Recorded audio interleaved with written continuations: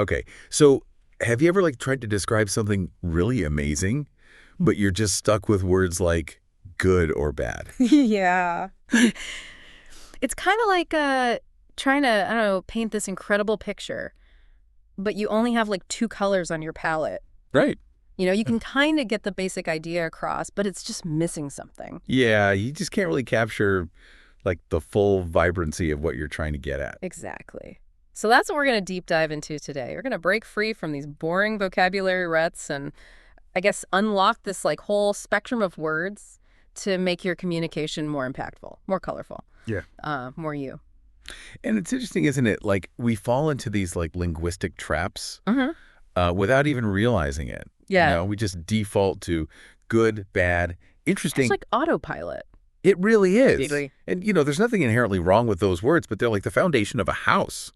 Like you need them, but you wouldn't just live in a house with just a foundation. Right. You need some walls, windows, a door. Exactly. You gotta build on that foundation. And synonyms are really the way to do that. So instead of just good, maybe we could use fantastic, excellent, or marvelous. Each of these kind of adds like a different shade of meaning to what you're saying. Just like picking the perfect color palette for your house. Oh, I love that. Like we're interior designers for our own language. Exactly. So how do we know like which synonym to choose? It can feel pretty overwhelming. Yeah, I think that's where understanding the subtle nuances of language really comes into play. Okay. And one important concept is connotation. And so that's kind of like the emotional or cultural associations that a word carries beyond its like literal definition. Gotcha. So, for example, petite means small, but it also suggests like delicacy and femininity. Okay. You wouldn't use petite to describe a small car. Even though technically it does mean small. Right. Yeah, that's a good point. So it's not just about finding any synonym. It's about finding the synonym that like really captures the specific feeling or image. Precisely. And sometimes, the most impactful word choices aren't fancy or complicated at all. I mean, Right. think about words like love, hate, joy, or sorrow. Yeah. They're simple words, Yeah. but they're so powerful because they tap into like universal human experiences. Like there's shortcuts to your heart. Yeah, exactly. But I gotta say, like I struggle to use these richer, more vibrant words in like everyday conversation. Yeah. It's like I have this beautiful toolbox of words, but I keep reaching for like the same old hammer. Yeah, no, I think a lot of people feel that way. Yeah. One way to kind of bridge that gap is to turn your passive vocabulary, the words you recognize, into an active vocabulary. So Gotcha. it's not enough to just know a word. You have to practice using it until it feels natural and effortless. But how do you actually like do that? Is there some kind of secret formula? There's no magic spell, unfortunately. But there are some effective strategies that you can use. One approach is to set like a word of the day challenge for yourself. Just choose one new word each day and commit to using it in conversation. Okay. Maybe it's a word you've always admired but never really used, or maybe it's a synonym for a word you tend to overuse a lot. I like that. Like a little mini workout for your vocabulary muscles. Yeah. But sometimes I feel like intimidated by these big, complicated words. Right. Do you always have to use those to sound intelligent? No, not at all. In fact, sometimes the most effective communication uses simple and straightforward language that everybody can understand. Right. It's kind of like the difference between a cluttered room and a minimalist space. Okay. Sometimes less is more. It's all about choosing the right tool for the job. Exactly. Sometimes you need a sledgehammer and sometimes you need a paintbrush. Totally. It really depends on what you're trying to convey. And the impact that you want to have. Exactly. And sometimes the most powerful words are the ones that paint a picture in our minds. So instead of saying like, the sunset was pretty, you could say something like, the sky erupted in a blaze of orange and purple hues. Oh, wow. That's so much better. Yeah. It's like you just transported me right there. Yeah. It's all about evoking sensory experiences and really sparking the imagination. Exactly. So it's not just about using more words. It's about using words that create an impact. Exactly. And that makes me think about, word connotations. Connotations. Yeah. Like the subtle shades of meaning that words can carry. Oh, okay. Yeah, yeah. Like, let's take the word, let's say stubborn. Okay. Yeah. So it means refusing to change your mind. Right. But it can also have negative connotations, Okay. like inflexible or difficult. Yeah. So you might describe someone as determined instead of stubborn if you want to emphasize their their persistence in like a more positive light. Right. It totally changes the meaning. It really does. And that's why it's so important to, just be mindful of those connotations when we choose our words. Yeah. Because even a seemingly small difference can really change the message you're And sending. it changes the whole tone. Wow. This is really making me think about language in like a whole new way. Hmm. It's not just about the words themselves, it's about how we use them. And how they affect the people we're communicating with. Exactly. Okay, so before we move on, can we talk about those little words? Which words? The ums, the likes, the no's, those little filler words that we all, throw in Yeah, there. those pesky fillers. They're kind of like those little weeds that sprout up in our otherwise like perfectly manicured linguistic garden. That's a good one. Yeah, and they're hard to get rid of. They really are. But with a little effort, we can definitely cultivate a more polished and articulate way of speaking. So how do we weed out those fillers? Well, I think one of the best things you can do is become more aware of when you use them and why you're using them. So are you using them because you're nervous or because you're trying to like buy yourself some time to think? Hmm. Or is it just like a habit that you've gotten into? For me, it's probably a combination of nerves and habit. I know I use like way too much when I'm trying to explain something, Yeah, especially when I'm flustered. that's a really common one. Yeah. And once you kind of pinpoint those triggers, you can start to like develop strategies to manage them better. So for example, if you find yourself using filler words when you're nervous, try taking a few deep breaths before you start talking. Oh, okay. It can help you calm your nerves and like collect your thoughts. Right. And sometimes just pausing instead of using that filler word can make a big difference. Yeah, that makes sense, even though it might feel kind of awkward at first. It might, but it Yeah. can actually make you sound more deliberate and thoughtful. It's like giving your words more space to breathe. Exactly. And it can also make your speech sound more natural and engaging. Okay, this is really making me think about, language differently. It's not just the words, it's how we use them. It's about how we arrange them, the tone we use. It's almost like composing a symphony with your voice. Yeah, I love that. And just like with music, those silences can be just as important as the notes themselves. Wow, that's deep. Okay, we've covered a lot in this first part of our deep dive, but there's so much more to explore.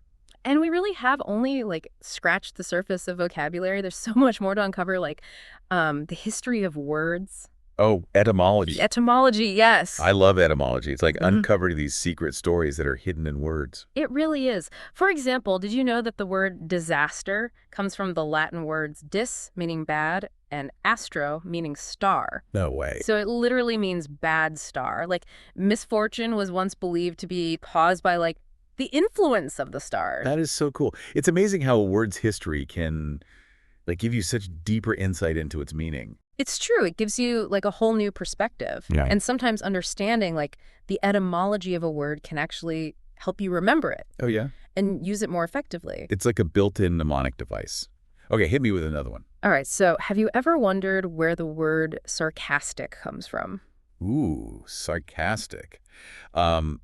I actually haven't, but now I'm curious. So it comes from the Greek word sarkazine, which means, get this, to tear flesh. Whoa. So, like, originally it referred to a biting, mocking tone of voice. Okay, that makes sense. I mean, sarcasm can sometimes feel like a verbal jab. It can, yeah. It's amazing how these words, carry so much weight and history and meaning. It's really incredible how language evolves. It makes you realize that language isn't just about, communication. It's a reflection of history and culture. Yeah, totally. And even human psychology, I think. Ooh, tell me more about that. Well, think about how our word choices can influence how other people see us. Okay, yeah. I mean, when you describe someone as, let's say, confident, it creates a totally different impression than saying they're arrogant.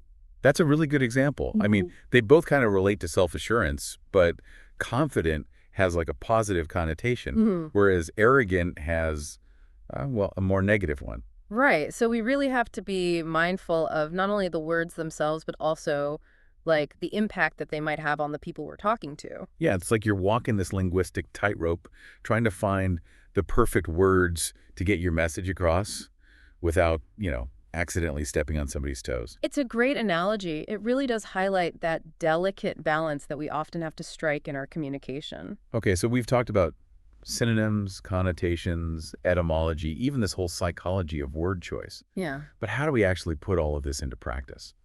Yeah, it can be a bit overwhelming to juggle all of that, especially in the moment. Yeah, it's a lot. It is. Well, it's about developing what I like to call linguistic awareness. Linguistic awareness? Yeah, training our minds to be more attuned to the subtleties of language and being more intentional with the words we use. So it's like being a mindful eater, but with language. That's a great way to put it. Okay, I like that. So like instead of just mindlessly consuming words, we're savoring them, paying attention to their flavors, Yeah. really considering their impact. Exactly. And just like with mindful eating, it takes practice and intention, but it's so worth it. So where do we start? How do we actually develop this linguistic awareness? Well, one really simple but effective way is to just pay closer attention to the language that other people use. Okay. So listen to podcasts, watch documentaries, read books, articles, really anything. Just notice the words that jump out at you, the words that are particularly powerful, you know? Right. Like turn everyday experiences into vocabulary lessons. Exactly. And don't be afraid to jot those words down. Keep a list, like in your phone or a notebook. Maybe you make some flashcards. Old flashcards. Brings back memories. The good old days. Yeah, I know, but they work. Writing down a word and its definition can really help you solidify it in your memory. It's about being an active participant in the learning process, Yeah. not just, passively observing. Right. And the more actively you participate, the more likely you are to really remember it and actually integrate that word into your own vocabulary. So it's not just about expanding our vocabulary, it's about deepening our connection to the words we use. Yes. It's about recognizing that language is more than just a tool for communication. It reflects who we are and how we think. Okay, I am so inspired to embark on this whole language adventure. I love it.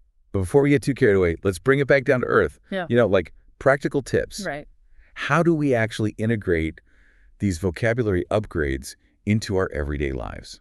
That's a great question. There are tons of techniques that we can try, even just in our daily routines. Lay it on me. What do you got? Okay, one of my favorites is the word substitution technique. Word substitution. Yeah, so think about a word that you use all the time. Maybe like happy or sad or interesting, Okay. and then challenge yourself to come up with 3 synonyms for that word. So instead of saying I'm happy, I could say I'm delighted, I'm overjoyed, or I'm ecstatic. Exactly. And each of those has a slightly different shade of meaning, so you can really choose the one that fits best. Ooh, that's good. It's like having a whole spice rack full of different options to flavor up your language. I love that. Yeah. Yes. And don't be afraid to try out those new words in different situations. The more you experiment, the more natural it will become. So make it fun. It shouldn't feel like homework, It's about playing with language and discovering new possibilities. It really is. Mhm. And speaking of playing with language, let's go back to those pesky filler words. Oh, yeah. The ums and ahs that we were talking about. Right. So we talked about ways to minimize them. But do you think there's ever a time when they might actually be useful? Ooh, that's interesting. I never thought of that. I've always just tried to, avoid them like the plague. Yeah, that's fair. But sometimes those filler words can actually serve a purpose. They can make a conversation feel more informal or relaxed, Okay. or maybe even signal that you're still thinking. Yeah, I can see that. I guess it's about, everything else, moderation. Yeah, right. Just a sprinkle of filler words here and there. Exactly. We don't want to drown in a sea of ums. Definitely not. It's about finding that balance, that sweet spot. Okay, so even those little seemingly insignificant words can have a subtle impact on communication. Totally. And it goes for everything in language. It's really about being mindful of all the details and how we can use them effectively. Exactly. And that mindfulness extends to, everything from the words we choose to how we arrange them to even our tone of voice. It's like we're the conductor of an orchestra. I love that. They're orchestrating all these elements to create a powerful, harmonious experience. Yes. And when we approach language with that kind of intentionality and artistry, I think we really unlock its full potential. Okay, I am so ready to continue this journey. But before we move on, let's take a second to digest everything we've learned so far. That's a good idea. I think it's always helpful to pause and reflect. So we've discussed a lot, like synonyms, connotations, etymology, the psychology of word choice. But if we had to sum it all up, what would be the one key takeaway? I think the most important thing to remember is that language is powerful. Yeah. And we can use it to shape our world and connect with people on a deeper level. Okay.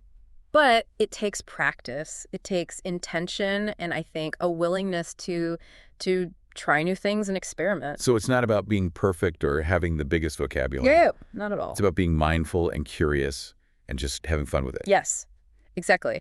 And when we approach language with that kind of openness and playfulness, I think we open ourselves up to so many amazing possibilities. So it's like we've got this toolbox, right? Yeah. Filled with all these incredible linguistic tools. But now we have to figure out how to actually use them. So how do we make these vocabulary upgrades stick? How do we actually make them like a real part of our communication? I think that's the real challenge, going from theory to practice. Totally. It's one thing to understand all these concepts, but it's a whole other thing to actually make them a part of your daily life. Right. So one strategy that I find really helpful is creating what I call a vocabulary journal. Ooh, a vocabulary journal. Okay, tell me more about this. It's pretty straightforward. Anytime you come across a word that you think is interesting or useful, you write it down. Okay. But don't just write the definition. Try to write a sentence or two using the word. Make it meaningful to you. So make it personal. Yeah. So Yeah. it's not just memorizing a word. Yeah. But it's understanding how it fits into your own life, your own perspective. Exactly. And it's also a good idea to revisit that journal every now and then. Oh. Flip through the pages, reread your entries, and see if any of those words have kind of made their way into your active vocabulary. That's like checking in on an old friend. Yeah. And if a word hasn't really stuck, maybe that's a sign that you need to spend a little more time with it. Yeah. Another good technique is to practice using those new words in low-stakes situations, You Yeah. don't have to bust out your entire vocabulary in every conversation. Right. Just start small. Maybe try using one new word in a text message or a casual conversation. Yeah, take the pressure off. Like practicing a dance move at home before you hit the club. Exactly. And speaking of practice, I think it's important to talk about reading and listening. Yeah, for sure. The more you read, the more you listen, the more you expose yourself to different styles of language, the richer your vocabulary is going to become. It's like giving your mind a healthy diet. I love that. And it's not just about, reading classic novels or listening to super intellectual podcasts. Right. Branch out, read magazines, blogs, graphic novels, whatever interests you. Yeah, just expose yourself to new ways of using language. Exactly. And audiobooks. Audiobooks are amazing. Yes, they are like a personal language tutor in your ear. And while we're talking about listening, don't forget to pay attention to the way people use language in everyday conversations. So totally. You can learn so much just from the people around you, even if they're not professional writers or speakers. Right. Every conversation is a chance to kind of expand your vocabulary and refine your own style. Yeah. Well- It's we're all connected to this web of language, just constantly sharing words and ideas. It's a beautiful thing. And I think when we come at Langwold with that kind of curiosity, it makes the whole experience so much richer. Okay, so we've covered a ton of ground in this deep dive. Synonyms, connotations, etymology, you name it. But as we wrap up, I want to circle back to something we talked about earlier. The importance of using language authentically and with intention. Yes, I think that's so important because it doesn't matter how many words you know if they don't come from a genuine place. Exactly. It's not about showing off or trying to impress people. It's about using language to truly express yourself, to share your stories, and to connect with others. Beautifully said. And remember, this journey of language exploration never really ends, There's always something new to learn, something new to discover. It's a lifelong adventure. So let's all keep embracing the power and beauty of language. Let's use it to connect with each other on a deeper level, to share our stories, and to make the world a little bit brighter. This has been an amazing deep dive, and I can't wait to see what new words and ideas we discover next time. Me too.